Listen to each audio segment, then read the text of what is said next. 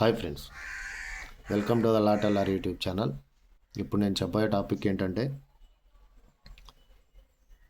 ఎవరైనా మిమ్మల్ని బ్లాక్మెయిల్ చేస్తే, ఏ రకంగానైనా కానీ మిమ్మల్ని బ్లాక్మెయిల్ చేసి మిమ్మల్ని ఇబ్బంది పెట్టినా, లేదంటే మిమ్మల్ని చంపేస్తా నరికేస్తానని బెదిరించిన, మిమ్మల్ని భయభ్రాంతులకు గురి చేసిన, మీ మీద అనుచిత వ్యాఖ్యలు చేసిన, మిమ్మల్ని బెదిరిస్తూ బ్లాక్మెయిల్ చేస్తూ దానికి శిక్ష వచ్చేసి 2 సంవత్సరాల వరకు ఉంటుంది. అలాగే ఫైన్ కూడా వేస్తారు.